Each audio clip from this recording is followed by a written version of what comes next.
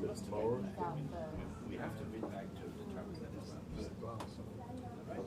We went for half a minute and I kept just waiting. Our next speaker will be Jonathan Lyonhart. As many of you may remember, Jonathan Lyonhart co-organized the 2019 New Trinitarian Ontologies conference at the University of Cambridge. He's a brilliant public speaker. He hosts the Spiritually Incorrect podcast. He's recently published a new book titled MonoThreeism, a dialogue about the Trinity in a pub, which I believe we'll be speaking about today. Please welcome to stage Professor Jonathan Lyonhart. Well, I was invited to present a scholarly version of my popular level book today, MonoThreeism.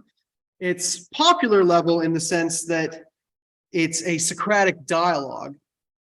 Yet the Socratic dialogue is arguably that most ancient of academic genres. And so hopefully I have at least something to say that's academic as well today.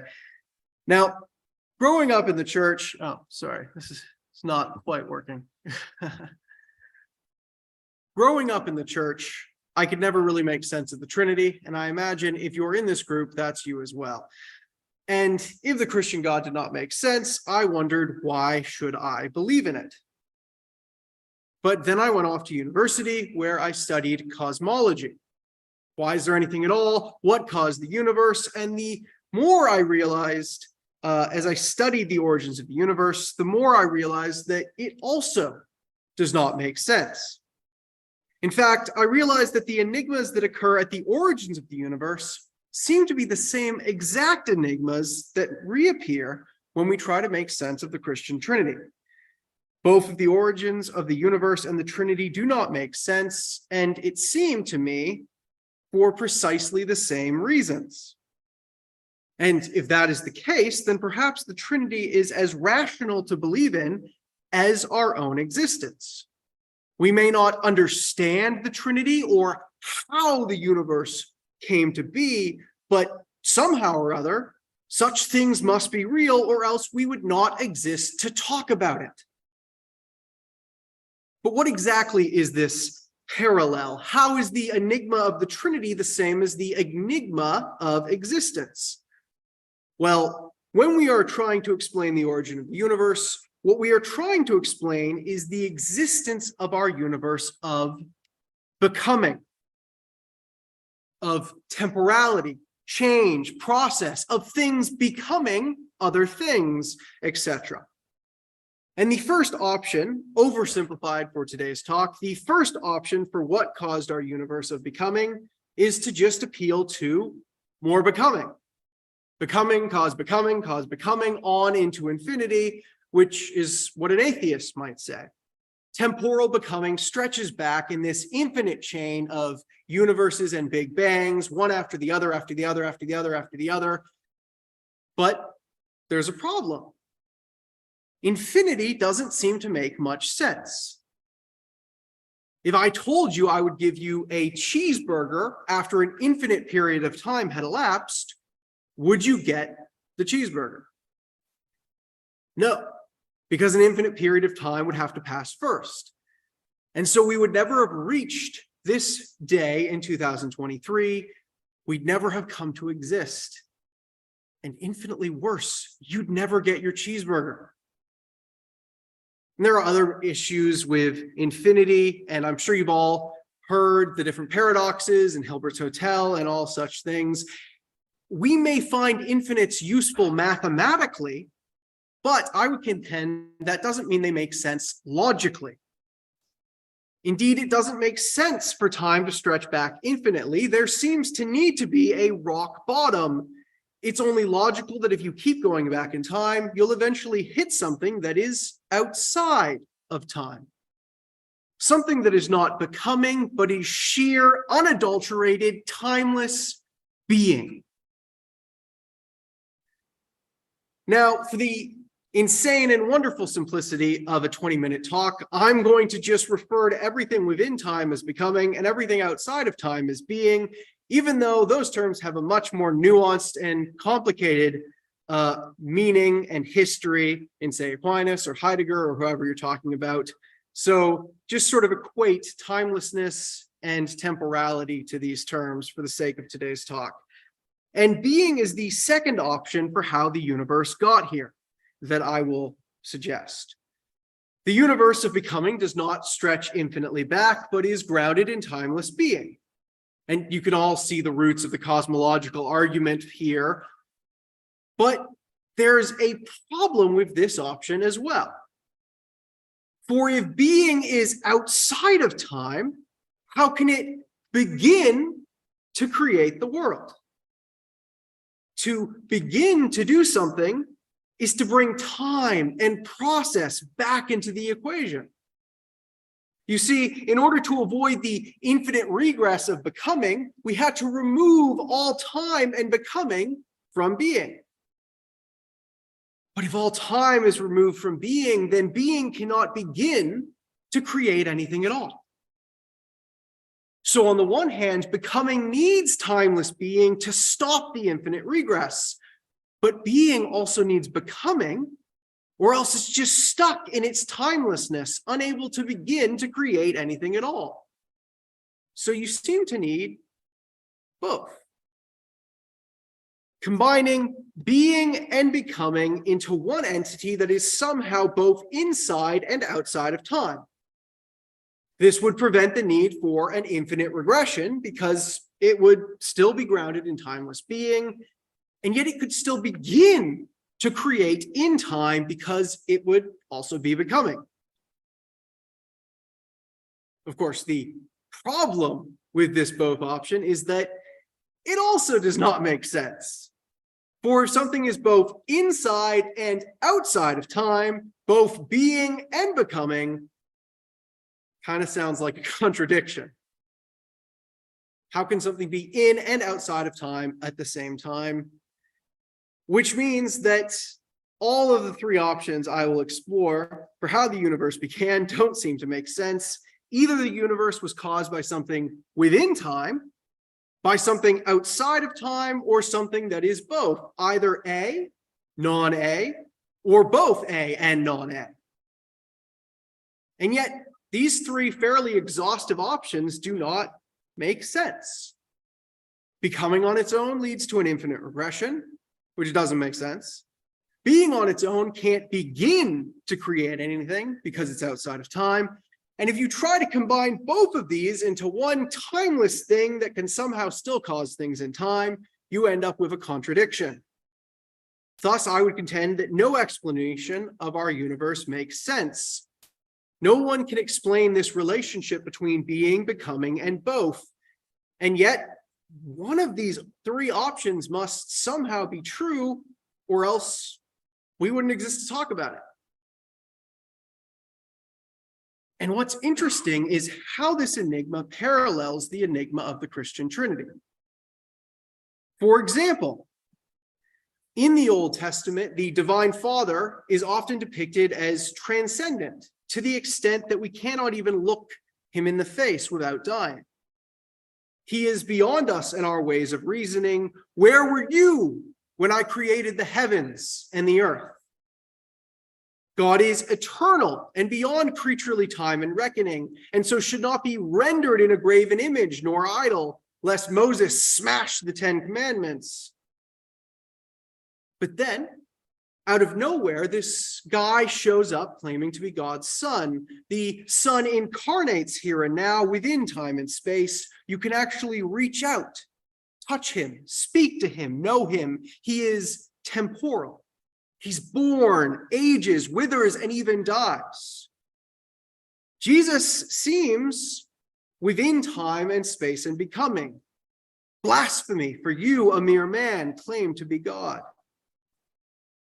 So the question is, how can this timeless Father of being be one with the temporal Christ of becoming?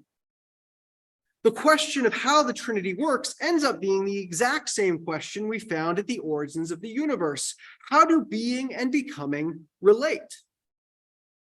And if the problem at the origins of the universe is the same problem of the Trinity, then perhaps the Trinity becomes as rational to believe in as our own existence. And this parallel doesn't stop with the Father and Son. For in much of the Christian, and especially Augustinian tradition, the Holy Spirit is this unity, this bothness between the Father and the Son. The Spirit proceeds from both the Father and the Son. The Spirit is the kiss between them.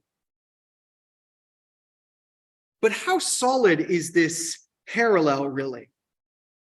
Well, as I previously said, the both option at least seems like a contradiction. And a contradiction entails that this entity would be 100% being, 100% becoming, and somehow 100% both. 3 and 1, 1 and 3. And indeed, being and becoming would not be 3 separate parts or distinct modes. For if they were separate parts, it would be 33% being, 33% becoming, and 33% both. It's logical to assume that if 2 opposite things are both true, they can only be partly true. A third this, a third that, a third something else. That would be a logical mixture of ingredients. But it wouldn't be what we're talking about here, because this isn't logical. A contradiction is both things being fully true at the same time and in the same way. So it would have to be 100% being, 100% becoming, and 100% both all at once. Just like the Father, Son, and Spirit are not each 1/3 or 1 part or 1 mode of God, but are each 100% fully God. Now, being on its own would be stuck outside of time, and so would be unable to begin to create the universe. But if being and becoming were contradictorily one, then being could begin to create through becoming. Thus, through becoming, all things were made, just as through the Son, all things were made. Now, since becoming is bound up with time, it seems possible that it would also be able to incarnate in the temporal world, able to be Emmanuel, God with us. And yet, even though becoming could theoretically be born into time like a babe, it is still contradictorily one with timeless being, and so is eternal. There was never when it was not. And so, while becoming is temporal, you cannot say it is created or that it began to exist. Perhaps a better thing to say is that it is eternally begotten. Furthermore, in the contradiction of both, becoming is 100% its own individual and also 100% one with being. So it can simultaneously be said that in the beginning was becoming, and becoming was with being, and becoming was being. Just like how in the beginning was the Word, and the Word was with God, and the Word was God. And while no one has ever seen the transcendent Father God of being, since he is one with the Son of becoming, his Son has made him known. We can know being through becoming. No one gets to the Father except for the Son. And as insane as all this sounds, it nonetheless makes as much sense as our own existence. Indeed, this connection between the Trinity and cosmology is something we should have expected all along, for Christians have always said that the triune God created the universe. And so for Christians, these should never have been 2 separate discussions. The contradiction of the Trinity and the contradiction of the universe's origins are not 2 separate contradictions. They are the same enigma articulated in the language of 2 different disciplines, the language of theology and the language of cosmology. To reappropriate a phrase, cosmology is theology. Question: does that mean that the Trinity is a contradiction? No, not necessarily. We don't have to say the Trinity truly is a contradiction. All we have to say is that you can't dismiss the Trinity for currently seeming like a contradiction. Perhaps when we die, God will explain it to us and it will all make perfect sense. Being a rational theologian doesn't mean we have to reduce the Trinity to that which is solely rational, for the Trinity makes as much sense as our own existence. We should strive to be rational, but not more rational than reality itself. Question: if divine being is one with becoming, does that break down the creator-creature distinction? No, because being is not one with all of becoming, but just one with the initial source of becoming through which all other becoming was made. The Son is becoming, but not all becoming is the Son. Just as my wife is beautiful, but not all beautiful people are my wife. So please don't tell her I said that. Question: Jonathan, you made it sound like the Father of being is stuck outside of time, while the Son of becoming is stuck temporally inside of time. Does that make the Father deistically distant and the Son a temporal creation? It might, if we were stuck speaking logically. But my whole point is that logic seems to break down here. And so the lines between Father and Son also break down and bleed together. The Son seems contradictorily one with the eternal Father, and so is himself eternal. And the timeless Father is one with the Son, and so can begin to create the universe and actively enter Israel's temporal history. So my goal is not to impose a philosophical cookie-cutter mold to say the Father is only this and the Son is only that, but rather to show how these lines are themselves overrun in the mystery of our cosmic origins. Question: is this purely an apologetical point you're making? No.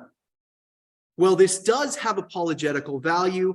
I think it also helps liberate theologians from the tension between classical theism and process thought, as well as between reason and fideism, and many other things that I explore further in the book itself, which I will once again shamelessly plug here. MonoThreeism, available now, and I have physical copies here today if you'd like to buy one. So, thank you for your time.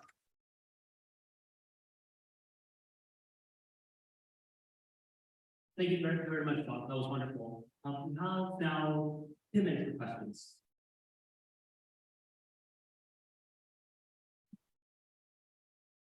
If you don't have any questions, I'd like to start out with a few. So my first question was, although I understand that you did it mostly for talking about it, I also know that you have written about Martin Heidegger, theology, and considering that your initial analogy was about the beginning of being, I wonder if you could say a bit more about how you go about answering the suspicion of theology raised by Martin Heidegger. And the second question I have, if you please follow up with it, is about the breakdown of logic. So one thing that we heard from Milbank earlier today was that the Trinitarian subsidiary relations appear to violate the principle of non-contradiction. And it seems that when you describe how the mystery of the Trinity exceeds finite human comprehension when we ordinarily think about being, we have to sort of point over the ostensible structure of exclusivity or trivialization that results from contradiction in any inference. And I wonder if there's room for a kind of block hope for the possibility of consistent reasoning. Does God know God's not in a consistent way? And if so, what are the resources available for humans to come to know God in a way that's reasonable and lawful? Yeah, hopefully I can contradictorily answer both those questions at the same time. And I think the answer actually will, though, bleed into each other, though I think I've actually forgotten what the first one is now, because you said a lot of things. Onto theology, yeah. So with Heidegger, there's the sense that as soon as you speak it or put categories on it, you're going to once again reduce it not to being in itself, but as another being. So even if you're saying, no, we're not talking about beings, we're talking about being, the attempt to speak it or articulate it is going to reduce it back down into a being, and you're losing the thing itself.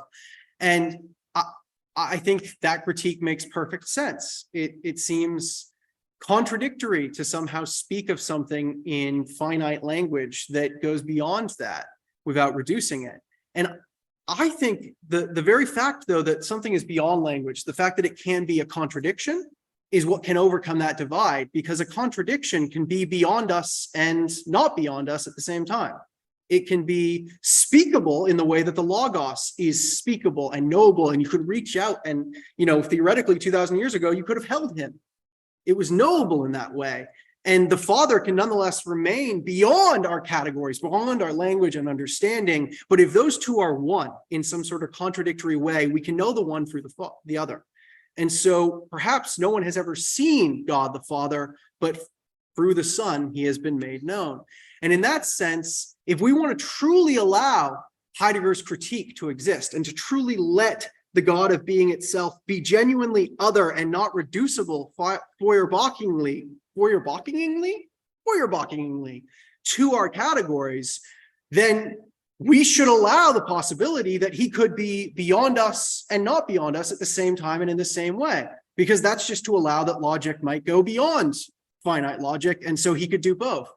And in that sense, I think that can maybe overcome what he's talking about. And I think that's very much where I end up going myself, is if we're going to really allow contradictions, then that doesn't just mean contradictions beat logic, because in a contradiction, logic can be 100% valid and also 100% transcendent.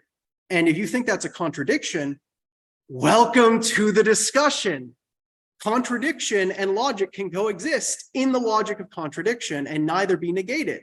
Because in a contradiction, something is not partly true. It's like partly logical and then partly illogical. No, it's 100% true. It's 100% logical, but also 100% not. That's what makes it a contradiction.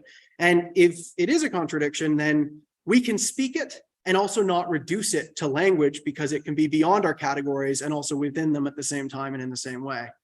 And that's what I think the Trinity does. And one of the reasons I really think that you need the Son, not just to begin to create the universe, but to articulate anything about the Father. And I think that would also go to John's point about contradiction and answering that and all of those things. So. Jonathan, thank you.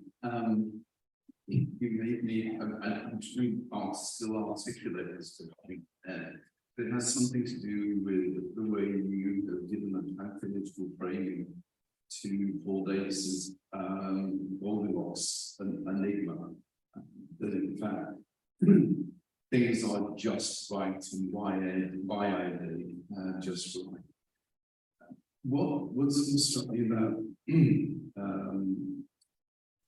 I suppose, the relation between Trinity and cosmology is just the vastness of what the cosmos is, and at the moment how lonely it feels to be this tiny thing in the middle of such a vastness that seems to have some of the theological answers. So I just would really like some kind of reflection on, okay, so God creates through the Logos. There's a lot of stuff out there, not just us. And how, so what's all that about? Why not just, make it the Ptolemaic universe? That's great, okay, in the solar system. But it's not. We're just part of something that's hugely hugely vast. Yeah. Well, I guess the question, especially after I made the bold statement that cosmology is theology, perhaps I could reword that as cosmogony is theology, in terms of I'm dealing with the origins question less than the nature of it currently question. And so I'm really just dealing with that first initial act or moment, which we're told not to ask about, right? And if you try to refer to that in temporal language, no, it's not temporal. Well, okay, but then what is it? So I could venture a guess in answer to your question, but I don't know if my project here has anything specifically to say to it. So, and so I will say nothing in regards to the nothingness of space. So.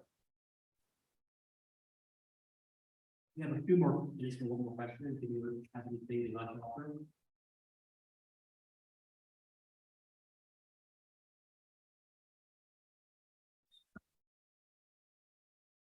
Well, if there are no further questions, could we all raise a hand and give congratulations to Jonathan Lyonhart?